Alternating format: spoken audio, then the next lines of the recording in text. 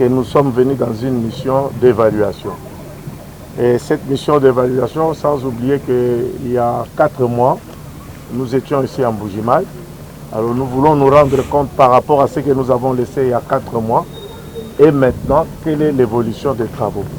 Et pour ce, nous avons eu à voir 4 projets. Le premier projet, c'est les 35 km. Le deuxième projet, c'est le projet Tchilé-Gelou. Et le troisième projet, c'est le projet de 14 km. Et le quatrième projet, c'est le projet d'élite anti-érosive. Alors, je vais regrouper les projets qui sont en train d'être exécutés par l'entreprise Saprimex. Je commencerai par 35 km. Aujourd'hui, nous sommes satisfaits. Après avoir fait le tour sur les 35 km, je peux vous assurer qu'à la date d'aujourd'hui, nous sommes à 90% d'exécution des travaux, avec asphaltage, plus l'éclairage, sur beaucoup des axes. Je citerai l'avenue Kassavubu, l'avenue Tatukaninda, où on a vu qu'on est en train de faire maintenant de poser l'éclairage. Vous avez l'avenue Salongo, vous avez l'avenue Bodine 4, Assemblée provinciale. Nous sommes allés voir, bien que ce n'est pas encore terminé, parce que dans le projet, à son temps, sur l'avenue Munkamba, comme sur l'avenue Université, comme Kakangay, qu'on vient de visiter tout à l'heure, il était prévu dans le projet que ces routes allaient rester en terre. Mais aujourd'hui, nous avons vu que l'entreprise a fait déjà un grand travail. Si je prends sur l'avenue Université, et Lukelenge Université, pour le moment c'est Dr Etienne, ils ont déjà fait plus ou moins 1 kilomètre qui est déjà en couche de base. Ils n'attendent que les enrober. Alors, il y a un souci qui se présente sur ce dossier et sur cet axe. C'est qu'il y a 14 km qui va arriver, qui sortirait sur l'avenue Séminaire et qui va toucher l'avenue Université. Là, c'est toujours avec Saprimex. Avec Saprimex, c'est parce que jusque-là, je parle de projets qui sont en train d'être exécutés par Saprimex. Voilà. Nous avons estimé qu'au d'arrêter les projets à 1 km, de mettre jusqu'au niveau où il y a jonction avec l'avenue Séminaire. Et pour la partie restante, nous allons voir, bien que c'est en terre, mais nous estimons que laisser ces projets en terre, avec les pluies qui vont revenir, on risque de perdre complètement tout ce qui vient d'être fait. Il arrive de même de l'avenue Munkamba. L'avenue Munkamba, il était prévu de faire une route en terre. Parce que l'avenue Munkamba, quand vous allez avec ça, vous allez de Mama Yemo jusqu'à arriver à l'hôpital de la Mouya. Mais nous estimons qu'il y avait deux grandes érosions au niveau de l'avenue de la Mouya, plus sur l'avenue Munkamba, que l'entreprise vient d'absorber, qui n'était pas au départ dans les projets. Mais l'entreprise a eu à absorber cette érosion. Aujourd'hui, on peut rouler sur l'avenue Munkamba. Elle est en terre, elle est au niveau de la couche de base, mais nous pensons d'ici là, on va commencer à pouvoir asphalter cette avenue. Il en est de même le 2 km de l'avenue Université au Dr Etienne pour arriver sur l'avenue Séminaire. Et nous allons voir peut-être pour arriver jusqu'à Daïpek, nous allons voir les 3 km 200 qui restent, qu'est-ce que nous pouvons faire avec une variante qui a été demandée par le gouverneur, c'est d'aller vers la rivière Mouya. Ça, c'est d'autres choses que nous allons voir. Maintenant, du côté Kangaï, là aussi, au départ, le projet était de pouvoir faire une route en terre. Mais aujourd'hui, nous remarquons, parce que nous avons un autre projet, c'est la vie bien, mais avec JMC, qui va tomber sur Kangaï. Et nous pensons qu'on ne peut pas laisser, on sort avec l'asphaltage, et nous sortons sur une route qui est en terre. Et c'est comme ça, sur les 2 km, nous pensons, l'entreprise a déjà fait les assainissements, et en même temps, il a absorbé 2 érosions. Il reste la 3e qui va être absorbée. Ce sont des travaux qui n'étaient pas au départ prévus, mais qui ont fait parce qu'on ne pouvait pas passer sur ces tronçons et ne pas traiter les 3 érosions. Érosion sur Kangaï, 2 érosions sur une érosion sur lac Mukamba et puis une autre érosion sur l'avenue de la Mouille, là où se trouve l'hôpital de la Mouille. À la date d'aujourd'hui, comme j'ai dit, on est à 90%. Nous avons au moins 32 km qui sont complètement terminés et asphaltés. Et là où il y a l'éclairage, c'est en train de se faire progressivement. Je l'ai dit tout à l'heure que l'entreprise a déjà exécuté les travaux à au moins 90% des travaux qui sont déjà exécutés. Ici, nous sommes sur module 4, ça fait à peu près 2 km 500 qui est déjà asphalté. Vous avez la Sable provinciale, vous avez vers l'avenue Kassavubu, je l'ai dit, c'est 6 km. Tatuka-Ninda, ça fait 4 km. Il y a un bout de 300 mètres qui reste sur Tatuka-Ninda, qui attendent quand on va faire l'érosion. Je vais parler de ça tout à l'heure quand je parlais de l'érosion Mbala-Kitolo. Donc nous pouvons nous estimer très heureux que d'ici, et je vais souligner un élément important, le projet de 35 km était pour 36 mois. Aujourd'hui, parce que nous avons lancé ces travaux le 5 juillet, nous avons 2 ans, c'est-à-dire 24 mois, plus 2 mois encore, disons 1 mois, nous sommes à 25 mois. C'est un projet qui va se terminer avant les délais prévus. Un coup de chapeau à l'entreprise. Il y a 2 façons de pouvoir vérifier la qualité des travaux. La première, c'est la mission de contrôle. Parce que l'OVD ne travaille pas seul. Nous sommes les maîtres d'ouvrage, mais nous avons la mission de contrôle qui suit ces travaux. Ça, c'est une manière, c'est-à-dire ça, c'est les aspects quantitatifs et les aspects financiers qui sont pris en compte par la mission de contrôle. Maintenant, les aspects techniques sont pris en compte par qui? Par les laboratoires. C'est les laboratoires qui certifient les travaux. Donc, en amont, avant de pouvoir faire un projet, il y a ce que nous appelons les études. Et je tiens à souligner les 35 km, comme tous les projets qui sont en train de se faire dans la ville de Mbuji-Mayi, les études ont été réalisées par l'OVD. L'OVD a une expertise en termes des études qui est éprouvée. Alors, quand on fait les travaux, à chaque étape, je prends une route à 3 couches. J'ai la couche de fondation, j'ai la couche de base, j'ai la couche de roulement. Chaque couche, il y a un agrément, une certification de laboratoire qui dit OK, il y a les normes, parce que nous avons ce qu'on appelle les cahiers de spécifications techniques. Il y a les normes qui sont définies. Et quand on fait les essais, on regarde si on est conforme aux normes. Si on est dans les normes, alors, quelqu'un de visite, lui, il vient vous dire non, les travaux sont de mauvaise qualité. Nous sommes à l'aise parce que ceux qui peuvent venir contrôler, nous pouvons leur opposer les essais de laboratoire qui confirment la qualité des travaux.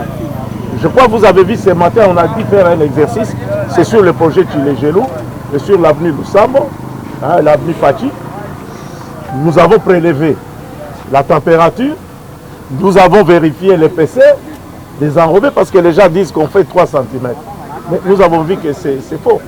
Les matériaux qui sont utilisés, les sables, les bétons, les concassés, ils subissent les essais au laboratoire. Là, avant de pouvoir fabriquer les enrobés, il y a ce que nous appelons la formulation de l'enrobé. La formule de l'enrobé. Le laboratoire passe et il définit la formulation. Et quand nous exécutons maintenant, nous posons les enrobés, nous les prenons, nous les vérifions en rapport avec la formulation qui a été faite.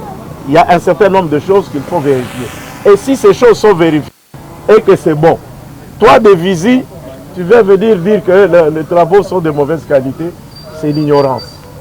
S'il vous plaît, nous sommes sûrs, nous faisons les travaux. Nous avons dans cette ville une route qui avait été déjà faite sur LDK, 1 km, en 2012. Jusqu'à aujourd'hui, il y a 1 km tient. Ça a été fait sous la supervision de l'OVD avec CGCD. Et là, les gens ne disent pas que les travaux sont de mauvaise qualité. Ça fait plus de 12 ans qu'on a ça. Nous sommes très à l'aise sur l'aspect qualitatif des travaux. Et nous savons, avec les partenaires, avec les missions de contrôle, avec nous-mêmes, l'OVD, que nous assurons à ce que ces travaux se passent correctement. Et nous sommes à l'aise. Et quiconque, nous mettons quiconque au défi de venir nous prouver que les qualités sont de mauvaise qualité. que le projet Tchilé-Gelou dans le Kasaï oriental et plus particulièrement dans la ville de Mbuji-Mayi est effectif. Est effectif pourquoi? Ce qui sort de l'aéroport. Parce que quand Crexet a travaillé, il s'était limité jusqu'au camp. 1 kilomètre en passant sur Gloria. Aujourd'hui, vous avez la partie camp aéroport qui a été fait par l'entreprise Safrimex, c'est Tchilé-Gelou. Aujourd'hui, Safrimex est en train de poser les enrobés sur la partie de Lusambo, à partir de Bonzola jusqu'à Bakwadiam. Ce matin, nous étions là, vous avez vu, on a posé les enrobés. Mais nous avons l'avenir de l'école, à partir de la RN1. Et pour ressortir sur l'avenue Kalenda Boudiche. Vous trouverez les assainissements sont déjà faits et l'entreprise va démarrer maintenant les travaux sur la couche de fondation. Vous avez aussi, ce matin, nous avons été ensemble avec vous sur l'avenue Odia, David. L'entreprise a repris ses travaux, c'est Tchilé-Gelou. Et aujourd'hui, l'entreprise est en train de travailler sur cette tronçon. Nous avons l'avenue Cathédrale sur laquelle l'entreprise a déjà la couche de base sur une partie de l'avenue. Donc c'est pour dire qu'aujourd'hui, Tchilé-Gelou, dans la ville de Mbuji-Mayi, est opérationnel, Tchilé-Gelou est effectif. Et nous pensons, si nous travaillons très bien, au mois de décembre, les 25 km de Tchilé-Gelou sera complètement terminé. Ajouté aux Français, nous aurons 60 km de voirie dans la ville de Mbuji-Mayi. C'est une première avec Fatih-Béton. Parce que ça fait plus de 32 ans, il n'y avait rien dans la ville de Mbuji-Mayi. Si nous remontons il y a 2 ans, quand on venait ici, c'est comme s'il y avait une bombe qui était tombée. Mais aujourd'hui, je crois que vous avez pu faire circuler votre micro baladeur, c'est que la population parle des travaux qui sont en train d'être faits sous l'impulsion du président Félix Antoine Tshisekedi, dans sa vision le peuple d'abord. Aujourd'hui, nous pouvons parler que Mbuji-Mayi est en train d'être transformé par cette vision du chef de l'État.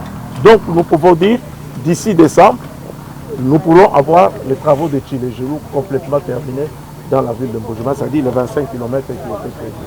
Vous savez, pour exécuter les travaux d'asphaltage, en amont, vous devez disposer d'un certain nombre de matériel. Et aujourd'hui, l'entreprise Safrimex a pu implanter une centrale d'enrobé.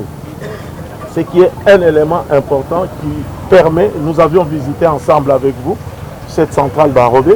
Vous avez vu les matériaux qui sont stockés et les bitumes qui sont stockés. Cela permet de rassurer, que ce soit pour le projet 35 km qui est presque à la fin, que ce soit pour le projet Tchilé-Gelou qui a été repris par Safrimex. Avec l'implantation de la centrale enrobée, nous pouvons être sûrs que ces travaux, c'est comme ça, je vous dis avec aisance, que ces travaux vont se terminer de Tchilé-Gelou d'ici décembre, nous pourrons avoir le 25 km. Parce qu'en amont, l'entreprise s'est équipée. Pas seulement sur le plan de la centrale à béton, même en équipement en termes des engins. Hein, ils ont un certain nombre de bennes ici. Vous avez au moins 2 ateliers pour poser les enrobés, donc c'est-à-dire les finisseuses qui sont ici. C'est vous dire que l'entreprise s'est préparée en fonction des travaux, du volume des travaux qui est ici. Et ça nous rassure que les projets qui sont en train d'être faits ici pourront se terminer dans les délais impartis. Je venais de vous dire, au lieu de 36 mois, je crois l'entreprise terminera les travaux en ce qui concerne les 35 km avant 36 mois. Peut-être nous ferons tout au plus 30 mois ou 28 mois, nous aurons terminé complètement tous les travaux de 35 km. Et dans 6 mois, je suis sûr, avec le rythme des travaux qui est en train d'imprimer le rendement et la production, nous pouvons être sûrs qu'en 6 mois, nous pouvons avoir le projet Tchilé-Gelou, les 25 km complètement terminés, et nous aurons 60 km dans la ville de Mbuji-Mayi qui seront terminés. Coup de chapeau au président de la République. Je voudrais parler de la lutte anti-érosive, parce que je n'ai pas parlé de ça, qui est en train d'être réalisé par Safrimex. Parce qu'il faut souligner aussi un élément important. Aujourd'hui, que ce soit 35 km, que ce soit les réseaux en balade dont je vais parler tout à l'heure, que ce soit Tchilégélou, il faut reconnaître qu'il y a un effort important de la part de l'entreprise qui préfinance les travaux. Certes, il est vrai qu'au finish, c'est le gouvernement qui va payer par le mécanisme de remboursement qui est mis en place. Donc ça, c'est aussi un élément important qu'il faudrait souligner. C'est un partenaire qui nous accompagne dans ce que nous sommes en train de faire.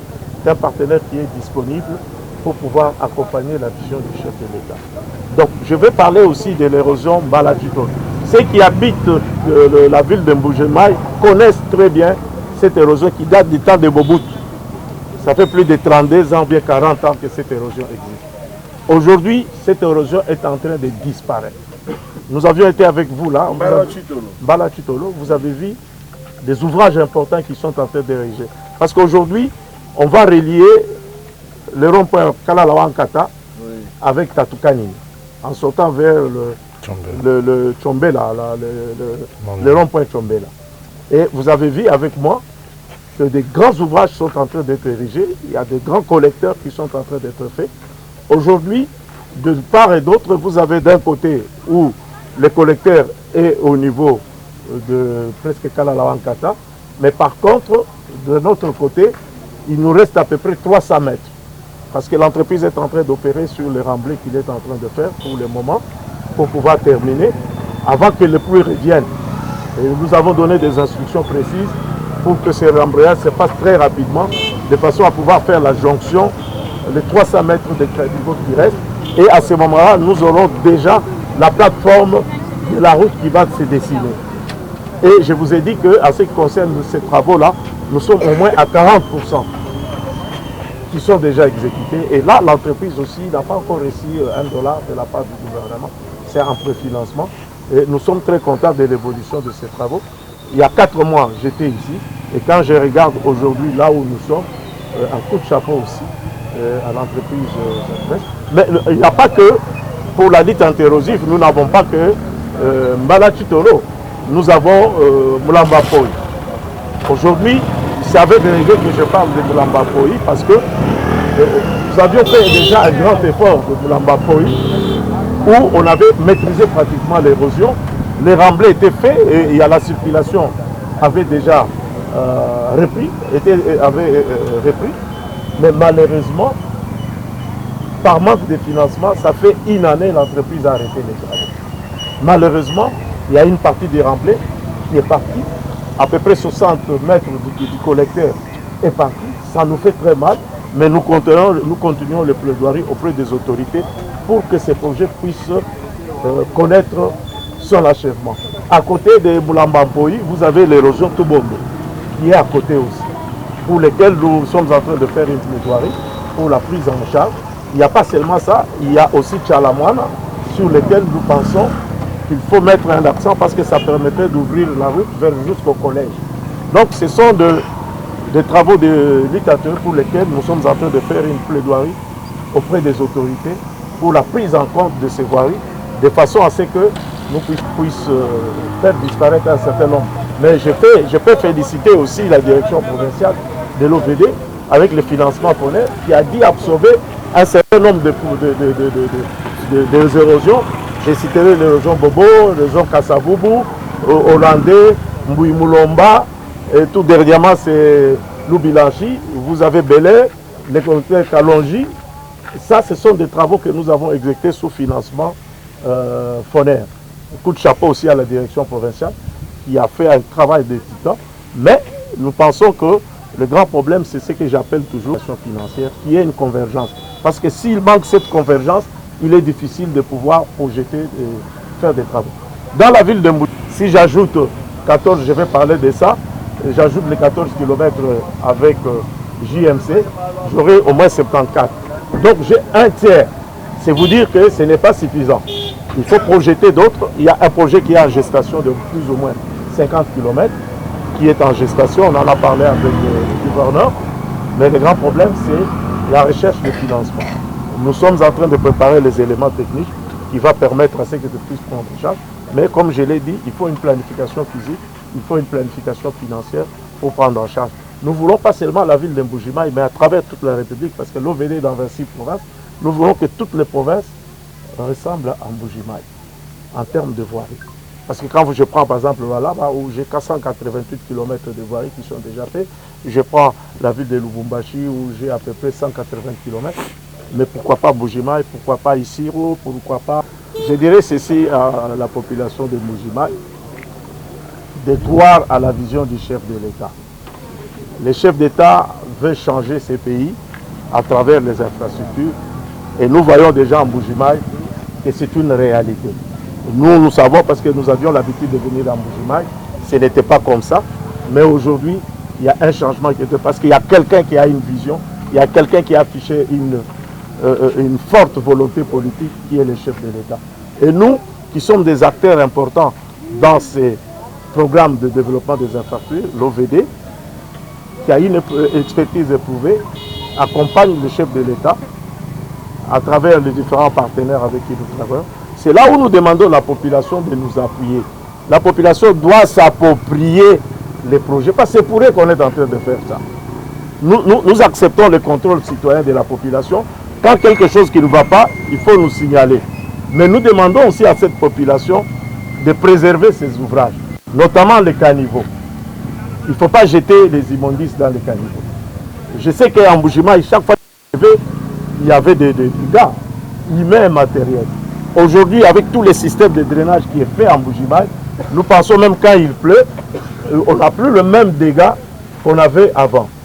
Donc c'est là où nous demandons à la population de nous appuyer, d'appuyer le président de la République dans ce qu'il est en train de faire et ensemble avec la population